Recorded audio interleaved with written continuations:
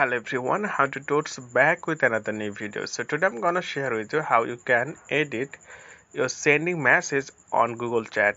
Okay, for example, that I'm just gonna send something or something like this. So I think it's mistake, or but after immediately I think that I need to edit this post and make it correct. So that's why I need to click on the word long press, and then we'll get this pop-up option, and here you can see the option edit. This one, simply click on edit and then you can edit now.